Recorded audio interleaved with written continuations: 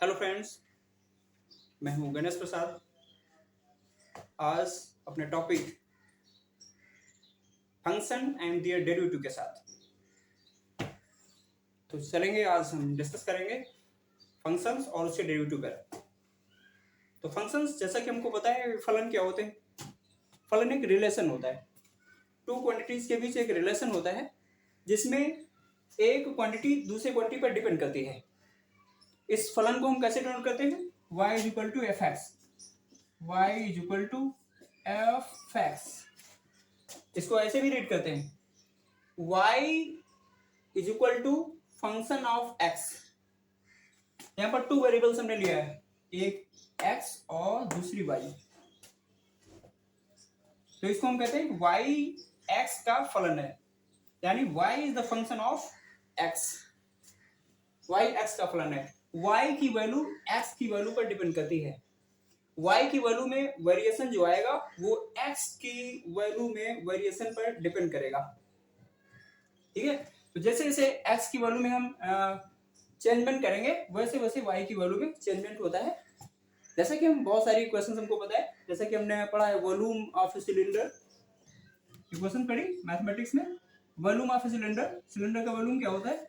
v is equal to pi R square H. v is equal to pi R square H. तो v किन बातों पर निर्भर करता है? एक तो रेडियस के स्क्वायर पर डिपेंड करता है और दूसरे सिलेंडर की जो हाइट होती है। सिलेंडर है आपका, ये सिलेंडर है।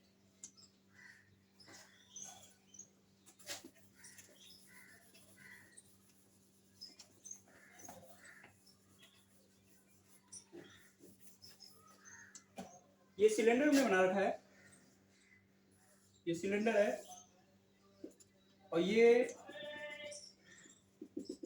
सिलेंडर है, ये इसकी हाइट है और ये इसकी रेडियस है, ये इसकी रेडियस है। तो सिलेंडर का वॉल्यूम जो है वो इसकी रेडियस के स्क्वायर पर डिपेंड करता है और इसकी हाइट की सिंगल पावर पर डिपेंड करता है। तो हम ये देखते हैं कि v इज डायरेक्टली, और पाई तो कांस्टेंट है ही, आपको पता है पाई कांस्टेंट है। तो r किन बातों पर, वॉल्यूम इसका सिलेंडर का किन बातों पर डिपेंड करता है? Volume is directly proportional to r square, r के स्क्वायर पर डिपेंड करता है, और volume is directly proportional to h पर सीधे निर्भर करता है। तो कहने का मतलब r का मान जैसे जैसे बढ़ाएंगे सिलेंडर का वॉल्यूम तेजी से बढ़ेगा और उसकी हाइट बढ़ाने पे उसका वॉल्यूम हाइट के साथ बढ़ेगा। कहने का मतलब हाइट और वेलोसिटी, हाइट और इसका वॉल्यूम, इनके बीच जो रिलेशन है वो लीनियर रिलेशन है। जैसे जैसे हम हाइट बढ़ाएंगे वैसे वैसे इसका वॉल्यूम बढ़ेगा। और वॉल्यूम और रेडियस पर इसके बीच क्या रिलेशन है? वॉल्यूम रेडियस के स्क्वायर पर डिपेंड करता है। यानी r की वैल्यू आप 1 दोगे तो वॉल्यूम 1 यूनिट होगा, और r की वैल्यू आप 2 दोगे तो वॉल्यूम 4 यूनिट हो जाएगा। r की वैल्यू 3 दोगे तो वॉल्यूम 9 यूनिट बढ़ जाएगा। तो हम देखते हैं कि वो वॉल्यूम तेजी से बढ़ता है, ये ऐसे बढ़ेगा, ऐसे बढ़ेगा, तेजी से बढ़ेगा।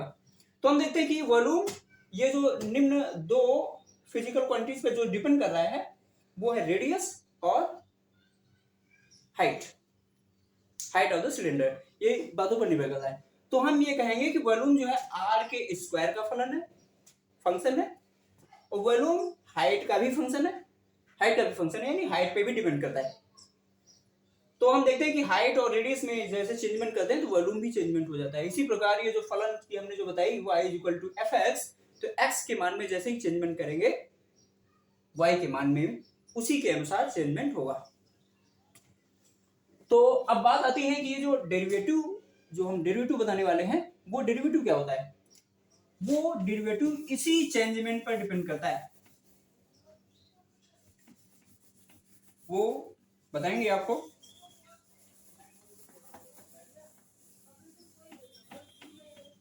ये फंक्शन जैसे कर लें, अब ये फंक्शन कई टाइप के होते हैं। ये फंक्शन अलजेब्रिक फंक्शन होंगे, ट्रिग्नोमेट्रिक फंक्शन हो सकते हैं, एक्सपोनेंशियल फंक्शन हो सकते हैं, लॉगरिथमिक फंक्शन हो सकते हैं। ठीक है, तो ये बहुत सारे टाइप्स हाइपरबोलिक फंक्शन हो सकते हैं। And so on. बहुत सारे फंक्शंस हैं, फंक्शंस के बहुत सारे टाइप्स हैं, ठीक है। तो ये कोई भी फंक्शन हो सकता है, वो ट्रिग्नोमेट्रिक फंक्शन भी हो सकता है, लॉगरिथमिक फंक्शन हो सकता है, एक्सपोनेंशियल फंक्शन भी हो सकता है, ठीक है, और trigonometric function, hyperbolic function and so on, ये कोई भी फंक्शन हो सकता है।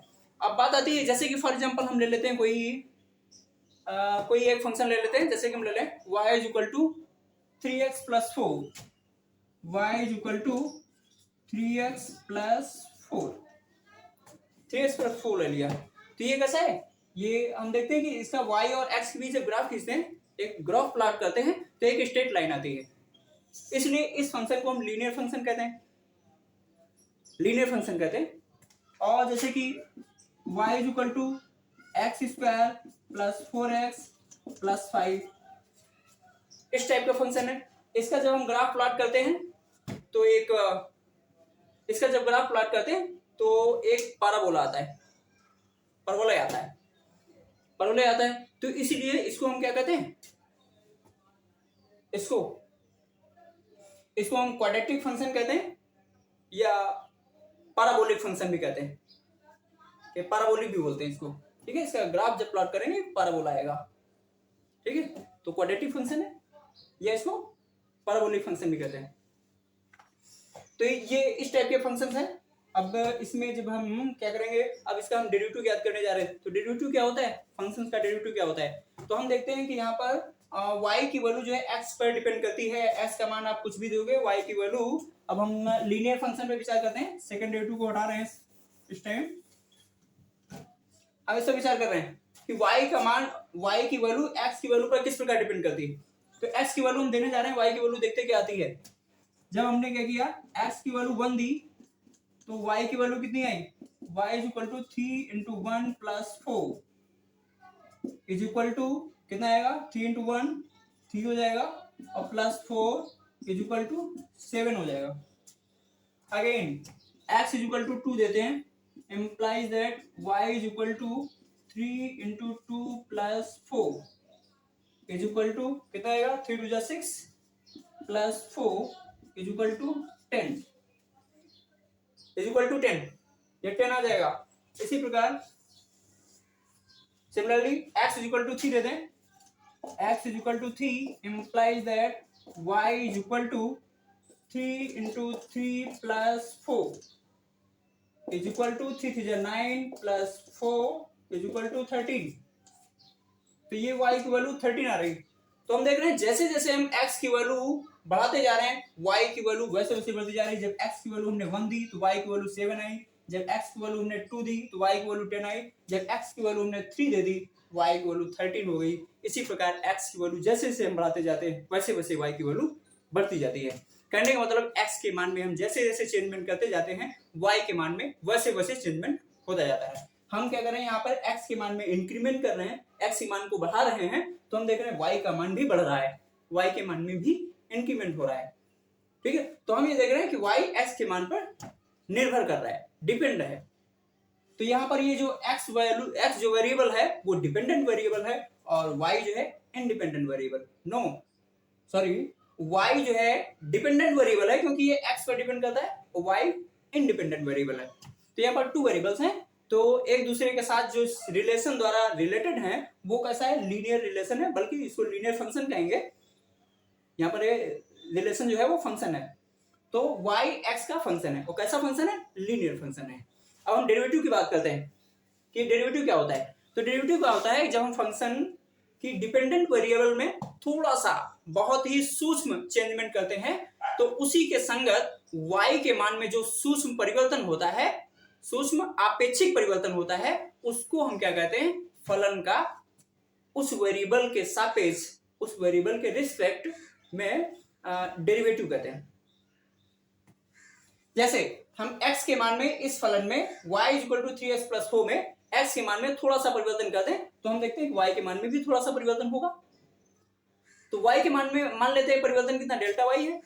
x के मान में हम डेल्टा x का परिवर्तन करते हैं, तो y के मान में हम मान लेते हैं कि डेल्टा y का चेंजमेंट होता है। अब delta y upon delta x जो होगा, ये जो रेशियो होगा, वो डेरिवेटिव कब कहलाएगा, वो डेरिवेटिव तब कहलाएगा, तब कहा जाएगा जब ये x में जो चेंजमेंट है बहुत ही अल्प होगा, तब वो उसका डिफरेंशियल कोएफिशिएंट बोला जाएगा। फॉर एग्जांपल हम आते हैं, डेरिवेटिव को किससे डिनोट करते हैं अभी बताएंगे।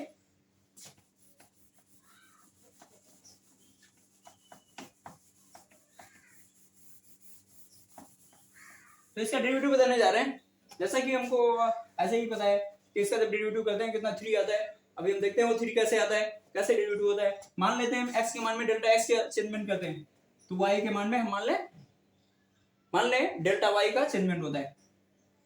तो x के मान में हमने क्या किया, इंप्लाइज दैट, मान लिया y के मान में ये रिलेशन फर्स्ट हो जाता है।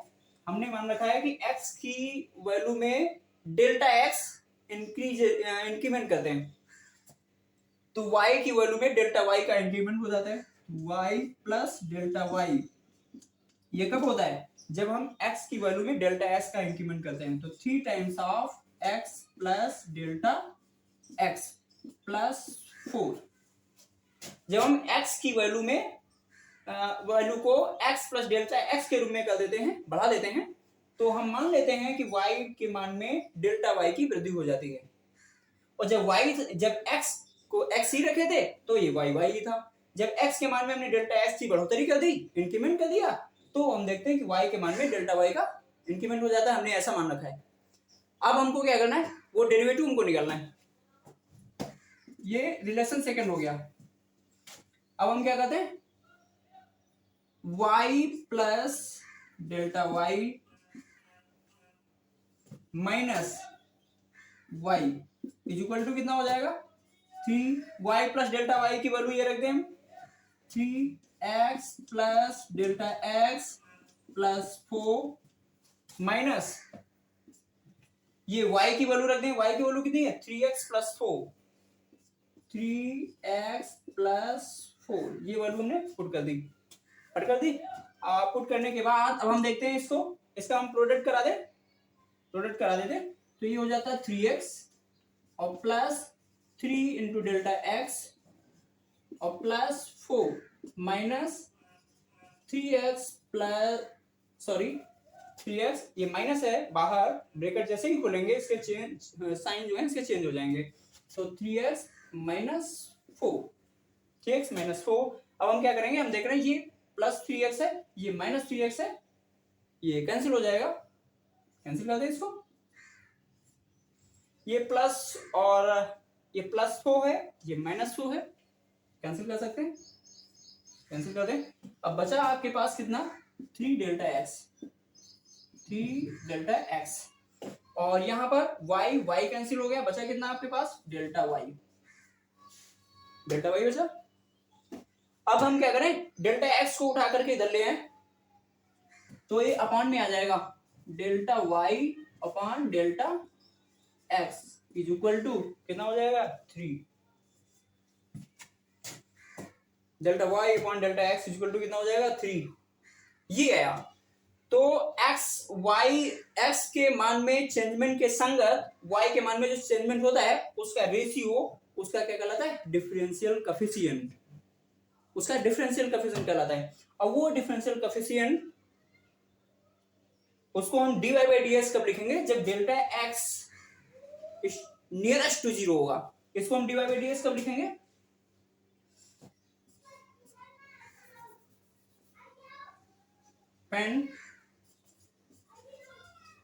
when delta x tends to 0,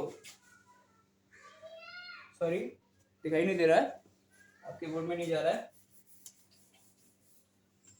तो ये कितना आता है, तो delta y upon delta x is equal to 3 आता है। इसको हम डेरिवेटिव कब कहेंगे, ऊपर से हम हटाने जा रहे हैं इसको।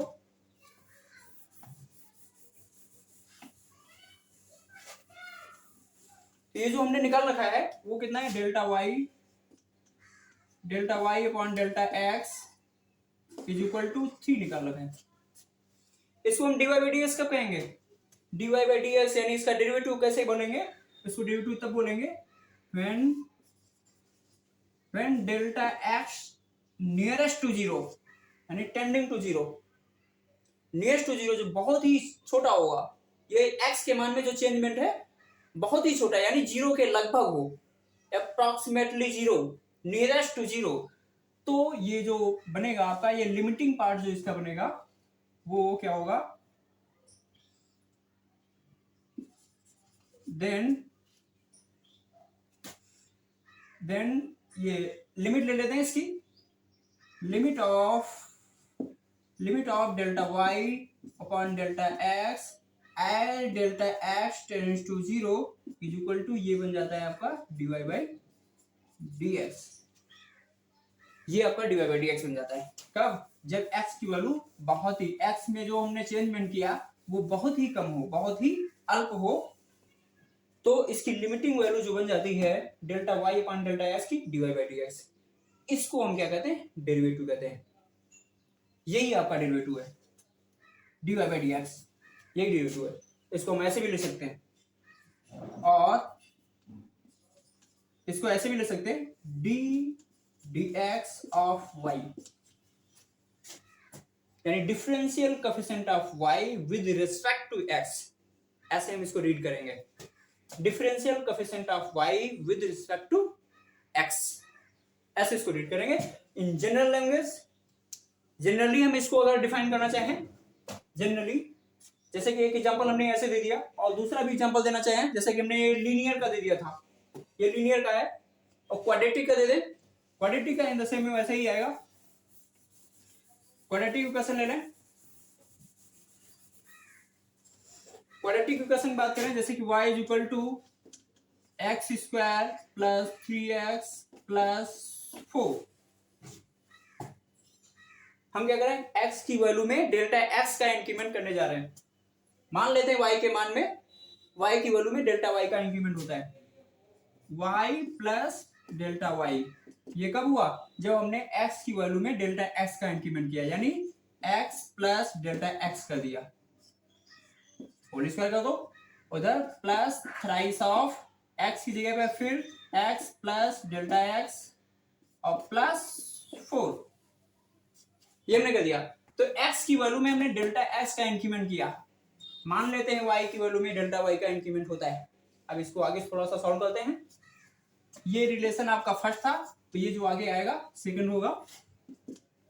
तो x, अब इसका स्क्वायर हम खोल देते हैं, x स्क्वायर हो जाएगा plus delta x square plus twice of x into delta x और प्लस थ्राइस ऑफ x और plus thrice of delta x और प्लस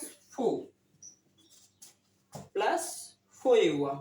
अब हमको डेल्टा y की वैल्यू निकालनी है, तो क्या करें, ये जो रिलेशन आया y प्लस डेल्टा y, ये क्वेश्चन सेकंड, ये रिलेशन सेकंड आया।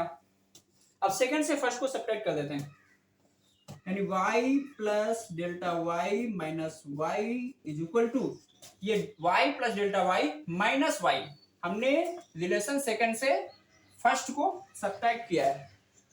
तो y प्लस डेल्टा y की वैल्यू ये है, इसको रख दो आप, X square plus delta x whole square यानी स्क्वायर और plus twice of x into delta x और plus 3x plus 3 into delta x और प्लस 4 माइनस, ये माइनस, सारे साइन चेंज हो जाएंगे, इसका भी इसका भी इसका भी, माइनस एक्स स्क्वायर हो जाएगा, माइनस 3x हो जाएगा, माइनस 4 हो जाएगा, माइनस 4। अब हम देखते हैं कुछ कैंसिल होने वाला है, 4 कैंसिल हो जाएगा, ये प्लस साइन है माइनस है, निरस्त हो जाएंगे, ये 3x है माइनस का, ये प्लस है, कैंसिल हो जाएगा, और उसके बाद में और 3 इंटू डेल्टा एक्स है, 3 into delta x, 2x into delta x. और अब इसको हम ऐसे ही लिख लेते हैं, ये y से y को हमने लेस किया है, डेल्टा y बचा हुआ है, delta y is equal to, और एक्स स्क्वायर ये प्लस का है, एक्स स्क्वायर माइनस का है, ये भी वो कैंसिल हुआ, कैंसिल हुआ। अब ये आपके पास क्या बचा हुआ, डेल्टा एक्स स्क्वायर और plus twice of x into delta x और plus thrice of delta x, ये आपके पास बचा हुआ है। तो हम क्या करते हैं, इनको पास में लिख लेते हैं। तो delta x square plus twice of x into delta x और plus thrice of delta x, thrice of delta x. हम देखते हैं इसमें डेल्टा एक्स कॉमन मिलेगा, कॉमन ले लेते हैं। डेल्टा एक्स इसमें कॉमन मिलेगा, हमने कॉमन ले लिया, डेल्टा एक्स कॉमन ले लिया, बचा कितना इधर डेल्टा एक्स और प्लस 2x और प्लस 3 ये बचा हुआ है, ये बचा हुआ है। अब हम क्या करें, डेल्टा एक्स को अपान में कर दें, डेल्टा एक्स को अपान में कर दें, delta Y upon delta X is equal to कितना आ जाएगा, डेल्टा एक्स और प्लस 2x प्लस 3, ये है delta Y upon delta X is equal to ये। तो यानी x के मान में हम हमने डेल्टा x की चेंजमेंट किए थे, x का चेंजमेंट किए थे, तो y की वैल्यू में डेल्टा y का चेंजमेंट हुआ। अब इनका जो रेशियो आया, रेशियो, अब इस रेशियो को हम क्या करेंगे, ये x की वैल्यू में जो चेंजमेंट है डेल्टा x, इसको बहुत ही छोटा यानी अप्रॉक्सीमेटली 0 करना है। तो यानी इसकी लिमिटिंग पोजीशन लानी है हमको, इस पर लिमिट अप्लाई करें और x की वैल्यू को 0 की ओर टेंस करें, तब देखने क्या आता है। तो इतना हमने कर लिया, इतना करने के बाद हम ऊपर से हटाना चाह रहे हैं, हटा दें, ऊपर से हटाना चाह रहे हैं, हटा दें इसको। तो ऊपर से हमने हटा दिया, ये हमने हटा दिया। तो ये आपका आया कितना, delta Y upon delta X, delta Y upon X is equal to delta x और प्लस 2x प्लस 3। अब क्या करें, अब इसमें हम क्या करते हैं, अब इसमें हम लिमिट लगा दें, डेल्टा एक्स को 0 की ओर प्रवृत्त कर दें, टेंस कर दें। तो लिमिट लगाने जा रहे हैं, लिमिट अप्लाई कर दें इस पे। तो limit of delta Y upon delta x as delta X tends to 0 is equal to limit of delta X plus 2x plus 3 as delta X tends to 0। Limit apply की हमने,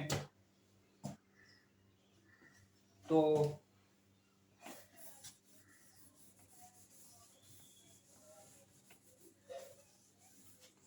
ये हम देख रहे हैं, जब लिमिट हमने अप्लाई किया तो अब ये क्या, ये डेरिवेटिव में कन्वर्ट हो जाएगा, dy अपॉन dx, ये dy अपॉन dx में कन्वर्ट हो जाएगा, dy अपॉन dx हो जाएगा। और ये जब हम डेल्टा x को 0 की ओर प्रवृत्त कर देंगे तो ये स्टेप जो है 0 हो जाएगा, डेल्टा x 0 हो जाएगा और बाकी ये स्टेप ये बचेंगे, बाकी ये 0 हो जाएगा। तो डेल्टा x की जगह पे हम 0 पुट कर देते हैं, तो 0 प्लस 2x प्लस 3। तो इम्प्लाइज दैट, इसको हम ऐसे भी लिख सकते हैं, dy by dx is equal to 2x plus 3, ये है। तो ये उसका डेरिवेटिव आ गया, जो हमने y जो फंक्शन माना था ये उसका डेरिवेटिव है, या इसको अब ऐसे भी लिख सकते हैं, ये उसका डेरिवेटिव है कहने के लिए। और हम ऐसे भी लिख सकते हैं इसको, D dx of y is equal to 2x plus 3, ये उसका डेरिवेटिव है, ये डेरिवेटिव हो गया। जनरलाइजेशन, इसको हम जनरल फार्मूला इसका निकालना चाहें तो वो जनरल फार्मूला क्या होगा, ये तो हमने डेरिवेटिव के बारे में बताया। अब डेरिवेटिव की बात करते हैं। डेरिवेटिव का जनरल फार्मूला जो इस पे हम अप्लाई करते हैं वो कौन सा था, अभी तो हमने एग्जांपल के तौर पर बताया। इसका जनरल फार्मूला क्या होता है, तो फंक्शन का जो जनरल रिलेशन होता है वो होता है y is equal to F X. Function का जो जनरल रिलेशन होता है इसको हम लिखते हैं y is equal to F X. X के मान में डेल्टा एक्स का चेंजमेंट करेंगे तो मान लेते हैं कि y के मान में डेल्टा y का चेंजमेंट होता है। ये रिलेशन फर्स्ट हो गया। तो x के मान में डेल्टा x का चेंजमेंट करेंगे, मान लेते हैं y के मान में डेल्टा y का चेंजमेंट होता है, यानी y plus delta y is equal to F at X plus delta x। हमने x के मान में डेल्टा x का इंक्रीमेंट किया तो मान लेते हैं कि y के मान में डेल्टा y का इंक्रीमेंट होता है। तो ये रिलेशन आ गया आपका सेकेंड। अब क्या करेंगे, सेकंड से फर्स्ट को सब्ट्रैक्ट करेंगे डेल्टा y फाइंड करने के लिए। तो सेकंड से फर्स्ट को सब्ट्रैक्ट करेंगे, y plus delta y plus delta y minus y is equal to F at X plus delta x minus F X. Minus F X कर दिया हमने, y की जगह पे एफ एक्स हमने पुट कर दिया। तो यहां पर हम देखते हैं y और y, ये प्लस y ये माइनस y कैंसिल, यहाँ पर बचता है आपका डेल्टा y ओनली। और इधर क्या बचता है, एफ एट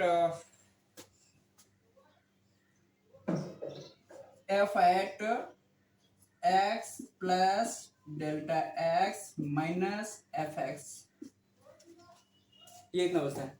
अब दोनों साइड में, बोथ साइड में हम क्या करते हैं, डेल्टा एक्स से डिवाइड कर देते हैं, dividing both side, dividing by both the side.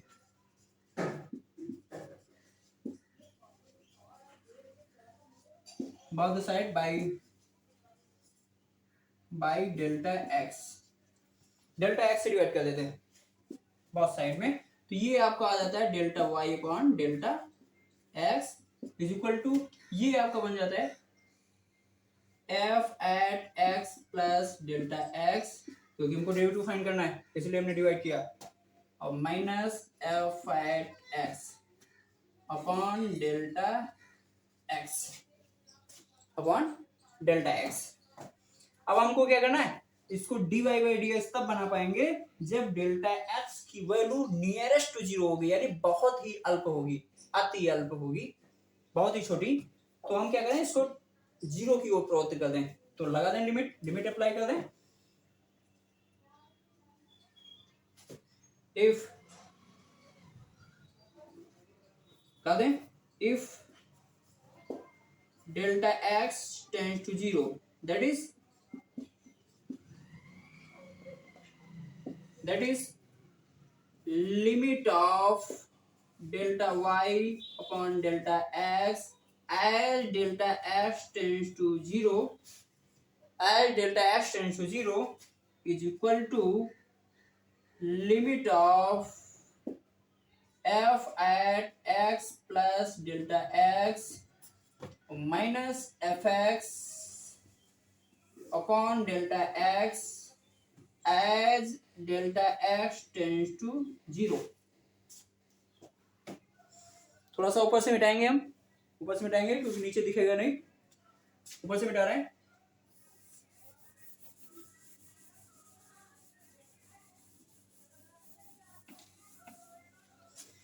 तो अब ये आपका delta y upon delta x हो जाएगा, वो dy बाई डी एक्स पे कन्वर्ट हो जाएगा, यानी derivative of y with respect to x।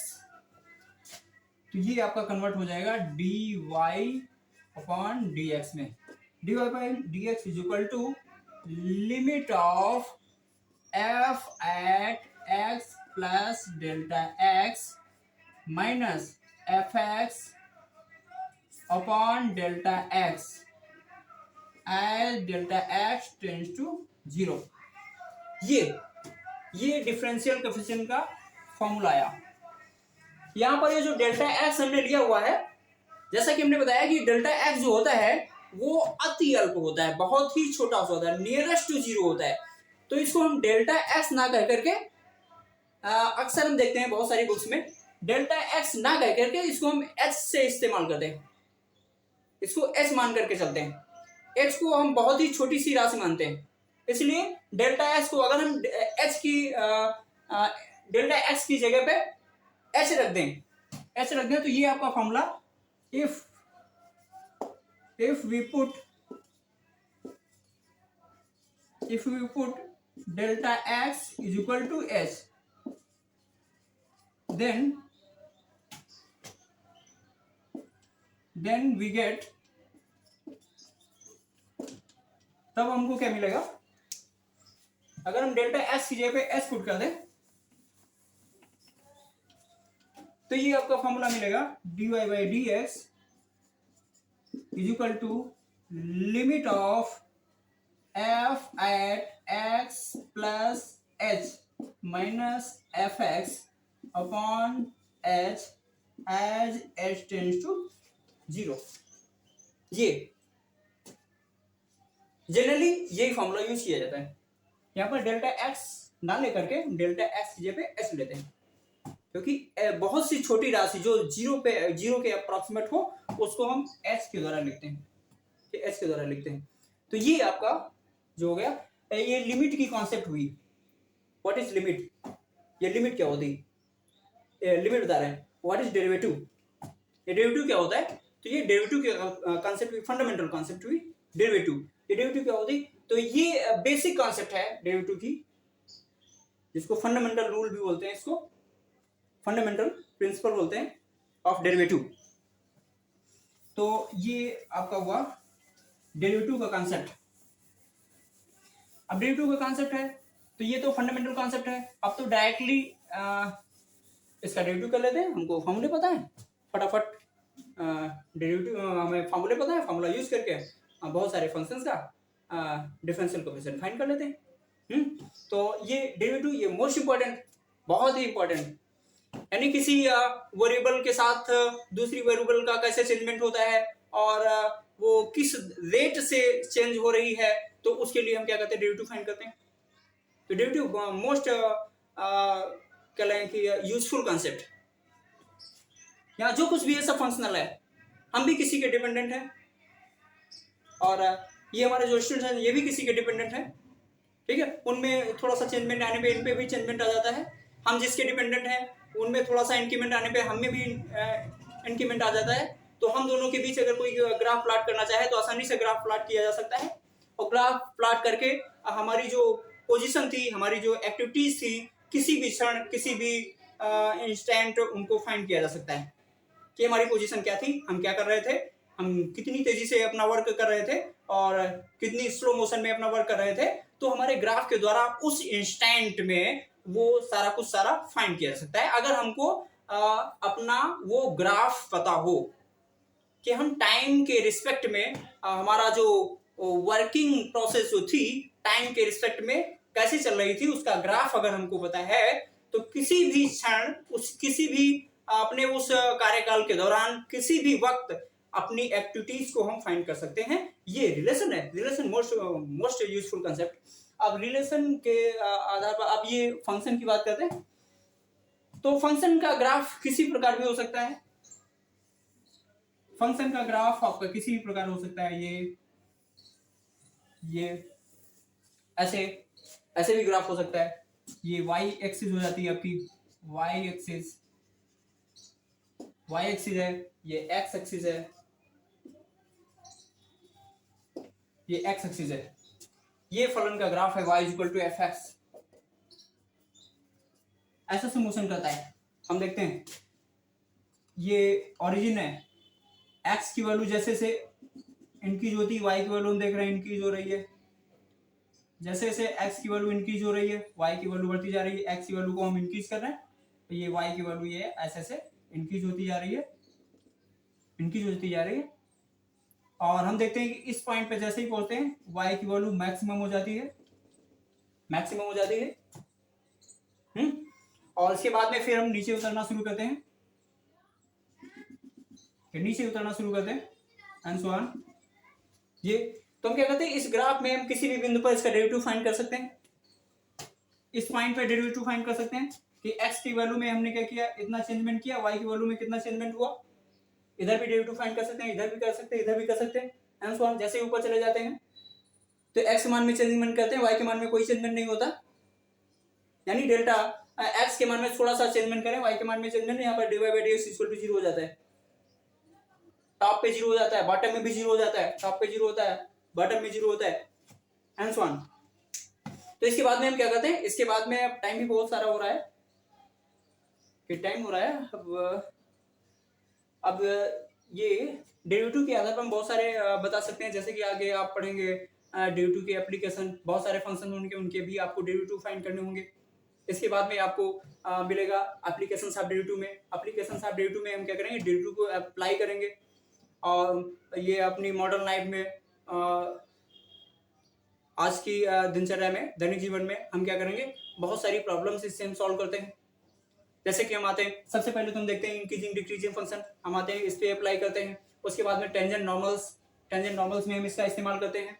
High school में हमने पढ़ा, जो 10th में हमने 11th में स्ट्रेट लाइन पढ़ी, स्ट्रेट लाइन की इक्वेशन हमने 4 पढ़ी, y equal to mx plus c, y minus y1 is equal to m x minus x1, और y minus y1 is equal to y2 minus y1 upon x2 minus x1 times of x minus x1, और फिर intercept form है x upon a plus y upon a is equal x upon a plus y upon b is equal to 1।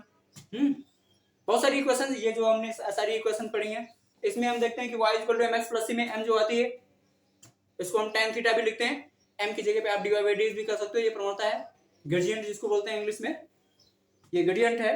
तो gradient आप इससे निकाल सकते हो, m की वैल्यू y2 अपॉन y1 है तो delta y upon x2 minus x1 है तो डेल्टा x ही, तो delta y upon delta x, जब डेल्टा x को टेंडिंग टू 0 कर देंगे, यानी अप्रॉक्सीमेटली 0 कर देंगे, तो ये जो आपका delta y upon delta x है, ये dy अपॉन dx में कन्वर्ट हो जाएगा, कहने का मतलब वो डेरिवेटिव में आ जाएगा। तो हम देखते हैं कि वो जो 10th में हम पढ़ते थे y2 अपॉन y1 यानी y2 minus y1 upon x2 minus x1, ये क्या था, ये वही तो था, बशर्ते हमको डेरिवेटिव की कॉन्सेप्ट नहीं पता थी, जिसके कारण हमको y2 minus y1 upon x2 minus x1 यही बताया जाता था। अगर ये कॉन्सेप्ट हमको तो पहले से पता होती तो हमारी वो क्वेश्चन और आसानी से हम उसको सॉल्व कर सकते थे, यानी delta y upon delta y2 minus y1 upon x2 minus x1 को हम लिख सकते थे delta y upon delta x, delta y upon delta x, और उसके बाद में हम लिमिटिंग पोजीशन अगर x की वैल्यू अप्रॉक्सीमेटली 0 होती तो हम इसको क्या करते थे, delta y upon delta x को dy by dx लिख सकते थे, कहने का मतलब हम इसी पोजीशन पे आ जाते, ये हमारा डेरिवेटिव आ जाता। तो वो जो हमारी हम जो इसको ग्रेडियंट कहते थे उसको हम dy by dx कहते थे, dy by dx at that point कहते थे, ये डेरिवेटिव आपका हो जाता है। तो हम देखते हैं कि ये जितना हम आगे बढ़ते जा रहे हैं और पीछे वाला उतना ही मैटर हमारा आसान होता जा रहा है, सब कुछ ऐसे यूज होते जा रहे हैं। अब ये फंक्शन देखते हैं, कहीं कहीं यहाँ तक फंक्शन की वैल्यू बढ़ती है, फिर इसके बाद में घटती है, इसके बाद में फिर बढ़ती है, इसके बाद में फिर घटती है, यहाँ तक घटती है, उसके बाद में फिर बढ़ती है।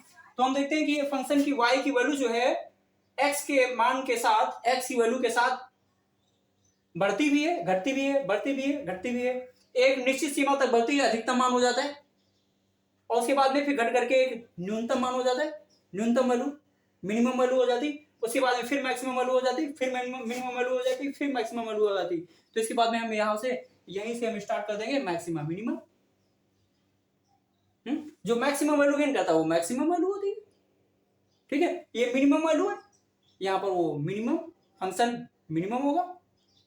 तो मिनिमम के लिए हम देखते हैं कि यहाँ पर जब हम टेंजेंट खींचेंगे तो ये x एक्सिस के पैरेलल होगी, dy by dx 0 होगा, कि dy by dx 0 होगा, delta y upon delta x, कि डेल्टा y अपॉन x जब इधर फाइंड करोगे तो ये वैल्यू 0 आएगी, यहाँ पर जब delta y upon delta x find करोगे 0 आएगा। तो हम देखते हैं मैक्सिमम और मिनिमम बोथ पॉइंट पे dy by dx 0 होता है, ये उसकी मैक्सिमम और मिनिमम की नेसेसरी कंडीशन हो जाती है कि कोई फलन किन बिंदुओं पर मैक्सिमम अथवा मिनिमम है, उसके लिए नेसेसरी कंडीशन है कि उसका डेरिवेटिव एट दैट पॉइंट 0 होगा, मैक्सिमम मिनिमम आते हैं। और इंक्रीजिंग डिक्रीजिंग हम देखते हैं कि यहाँ से यहाँ तक फंक्शन इंक्रीज होता है तो ये स्ट्रिक्टली इंक्रीज करता है, स्ट्रिक्टली डिक्रीज करता है, स्ट्रिक्टली इंक्रीज करता है, स्ट्रिक्टली डिक्रीज करता है। इस पर हम डेरिवेटिव निकालेंगे, स्ट्रिक्टली इंक्रीज पर अगर डेरिवेटिव निकालेंगे, स्ट्रिक्टली इंक्रीजिंग पर अगर इसका डेरिवेटिव निकालेंगे तो वो ग्रेटर देन 0 आएगा ऑलवेज, स्ट्रिक्टली डिक्रीजिंग, ये डिक्रीजिंग पार्ट पे अगर इसका डेरिवेटिव निकालेंगे ऑलवेज निगेटिव आएगा, लेस देन जीरो आएगा, इंक्रीजिंग पे ग्रेटर देन जीरो आएगा, इन डिक्रीजिंग पे लेस देन जीरो आएगा। तो हम क्या करते हैं, फंक्शन को फाइंड कर सकते हैं कि किन बिंदुओं के बीच फंक्शन इंक्रीज कर रहा है, किन बिंदुओं के बीच फंक्शन डिक्रीज कर रहा है। तो ये इंक्रीजिंग डिक्रीजिंग फंक्शन भी हो जाते हैं। टेंजेंट नॉर्मल्स, इसके किसी भी बिंदु पर टेंजेंट स्पर्शी खींच देते हैं ऐसे, टेंजेंट नॉर्मल, इनकी भी इक्वेशन आप फाइंड कर सकते हो। पॉइंट आपको पता है, dy by dx तो निकाल ही लोगे, पॉइंट आपको पता है, तो y minus y1 is equal to m x minus x1, m की वैल्यू आपको पता है dy by dx at that point, और वो पॉइंट रख करके हम इसकी स्पर्शी की इक्वेशन निकाल लेते हैं, टेंजेंट की इक्वेशन निकाल लेते हैं। नॉर्मल की निकालनी है तो ये नॉर्मल है, dy by dx हमने जो निकाला, m की वैल्यू जो निकाली, और ये जस्ट उसके परपेंडिकुलर है, तो इसकी जो ग्रेडियंट होगी वो क्या होगी, m1 into m2 is equal to -1 करके m2 निकाल लेते हैं, m2 is equal to -1 by m1। अब हमको m2 भी पता हो गई और पॉइंट तो वही है। इक्वेशन ऑफ नॉर्मल निकालना, इक्वेशन ऑफ नॉर्मल निकालती, टेंजेंट नॉर्मल भी इसी से हो जाता है। मैक्सिमम मिनिमम हम बता दिए, मैक्सिमम मिनिमम भी इसी से हो जाएगा, एंड सो ऑन। तो ये कितनी यूजफुल कॉन्सेप्ट है, मोस्ट यूजफुल कॉन्सेप्ट। इसके बाद में आता है आपका इंटीग्रेशन। इंटीग्रेशन क्या होता है, ये आपकी डेरिवेटिव का ही इनवर्स प्रोसेस होती है, डेरिवेटिव की ही इनवर्स प्रोसेस होती है। जैसे हम क्या करते हैं, y equal to x square का डेरिवेटिव निकालते हैं, 2x आता है, आप 2x का इंटीग्रेशन कर दो x के रिस्पेक्ट में, x स्क्वायर आ जाएगा। ये तो हम देखते हैं कि sin x का आप डिफरेंशियल कोएफिशिएंट निकालते हो x के रिस्पेक्ट में, cos x आता है, cos x का इंटीग्रेशन कर दो तो sin x आता है।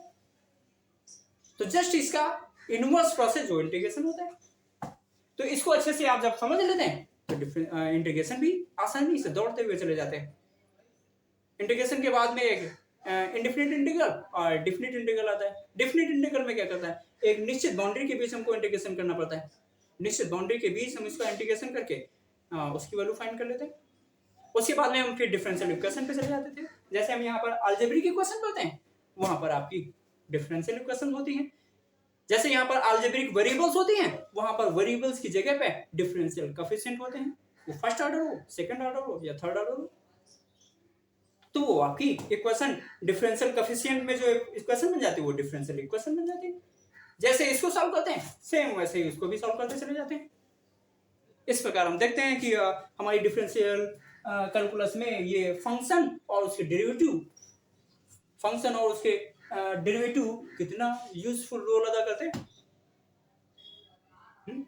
अब आगे देखते हैं, अब आगे इसके बाद में हम फिर मिलते हैं, फिर आपको हम इंटीग्रेशन बताते हैं। चलिए, बहुत बहुत धन्यवाद।